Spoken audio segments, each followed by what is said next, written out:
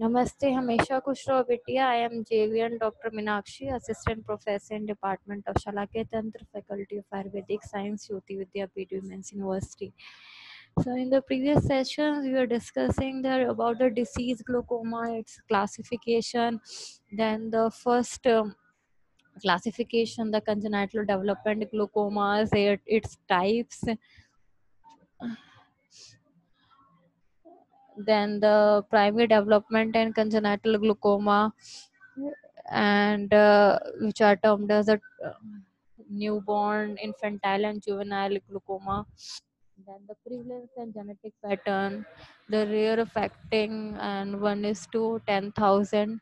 60% are boys, most cases are sporadic, and in 10% it is autosomal recessive. Gene loci is GLC3 on chromosome 2 and GLC38 on chromosome 1. Impaired aqueous outflow is caused by isolated trabecular dysgenesis. Then there is the pathogenesis of uh, this glaucoma, primary development or congenital glaucoma. The maldevelopment and trabeculum, including the iridotrabecular junction. Trabecular dysgenesis is responsible for impaired aqueous outflow, resulting in the raised intraocular pressure. The flat iris insertion is more common than the concave iris insertion.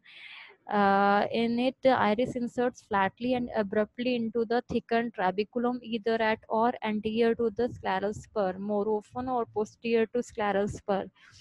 It is often possible to visualize a portion of the ciliary body and scleral spur.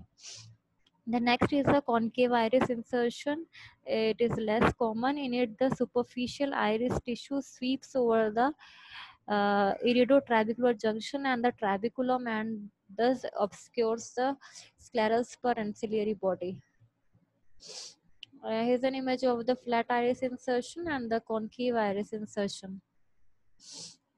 Then the clinical features of the primary developmental or congenital glaucoma.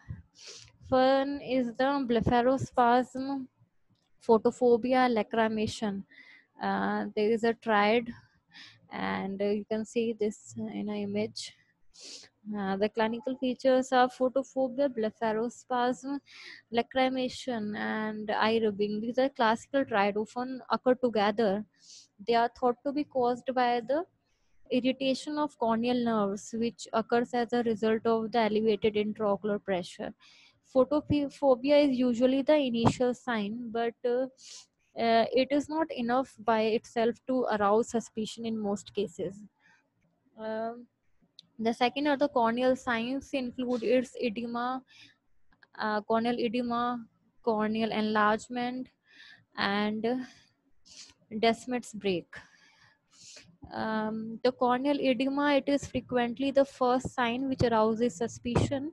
At first, it is epithelial, but later there is stromal involvement and permanent opacities may occur. Then the corneal enlargement, it occurs along with the enlargement of the globe, which is called a ophthalmos, especially when the onset is before the age of 3 years. Normal infant cornea measures 10.5 mm, a diameter of more than 13 mm confirms the enlargement. Prognosis is usually poor in infants with corneal diameter of more than 16 mm. Then the tears and breaks in the Descemet's membrane, uh, Habs. These occur because Descemet's membrane is less elastic than the corneal stroma. Tears are usually peripheral and concentric with the limbus. Then the sclera becomes thin and appears blue due to underlying uveal tissue. Anterior chambers become deep. Iris may show iridodonesis and atrophic patches in late stage. Lens becomes flat due to stretching of zonules and may even subluxate. Optic disc may show variable cupping and atrophy, especially after third year. IOP is raised, which is neither marked or nor acute. Axial myopia may occur because of increase in the axial length, which may give rise to an isometropic amblyopia. There is an image of the Hague stray. And then the examination or evaluation, a complete examination under general anesthesia should be performed on each child suspected of having congenital glaucoma. The examination should include the following: the measurement of IOP with shots or preferably handheld Perkins applanation tonometer, since scleral rigidity is very low in children. Then measurement of the corneal diameter by calipers, then slit lamp examination, then gonioscopic examination of the angle of anterior chamber reveals trabecular dysgenesis with either flat or concave iris insertion as described in the pathogenesis, and ophthalmoscopy to evaluate optic disc. Then comes the differential diagnosis. It is to be considered for different presenting signs as follows: the cloudy cornea, uh, large cornea, lacrimation, photophobia, raised intraocular pressure, optic disc changes. The cloudy cornea, in unilateral cases, the commonest cause is trauma with rupture of Descemet's membrane. It is called forceps injury. In bilateral cases, causes may be trauma, mucopolysaccharidosis, interstitial keratitis, and corneal endothelial dystrophy. The large cornea due to ophthalmos should be differentiated from megalocornea, and from lacrimation in an infant is usually considered to be due to the congenital nasolacrimal duct blockage, and thus early diagnosis of congenital glaucoma may be missed. Photophobia may be due to keratitis or uveitis. And raised IOP in infants may also be associated with retinoblastoma, retinopathy of prematurity, persistent primary hyperplastic vitreous, traumatic glaucoma, and secondary congenital glaucoma seen in rubella, aniridia, and Sturge-Weber syndrome. Then the treatment of the congenital glaucoma.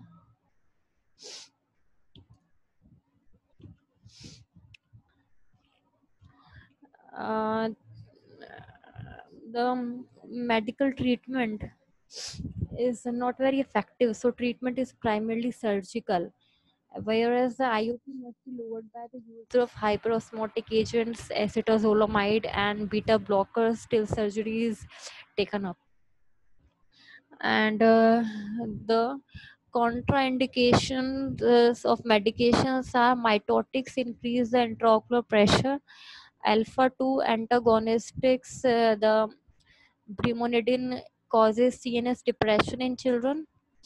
Then the surgical procedures for congenital glaucoma. Incisional angle surgery are the goniotomy and trabeculotomy, and the filtration surgery, the trabeculectomy with antimetabolites, combined trabeculectomy and trabeculotomy with antimetabolites, and third is the glaucoma drainage devices.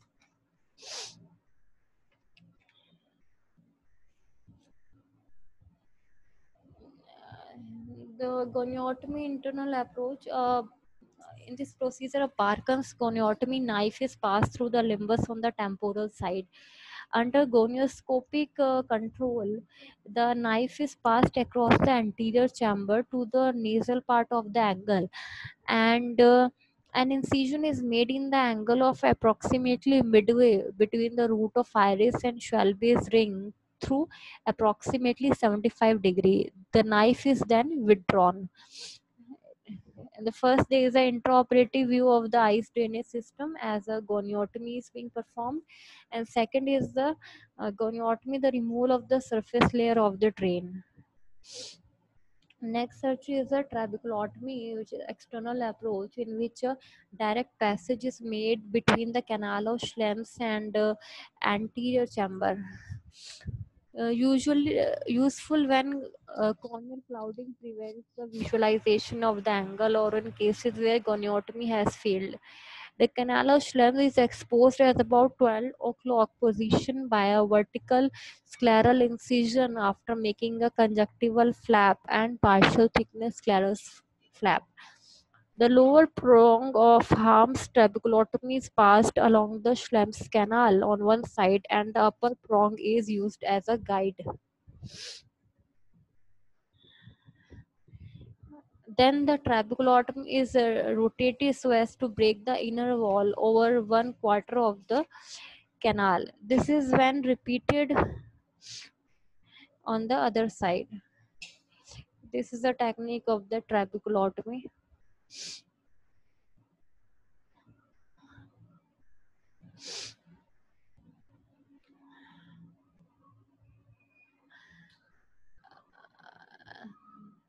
The rest glaucomas we will discuss in the next session. Thank you so much. This session is powered by digital version 2.0 Jyoti Vidyapeeth Women's University. I hope you are satisfied with my digital session. If you have any query, please mention in the comment box. I will resolve it. Thank you so much.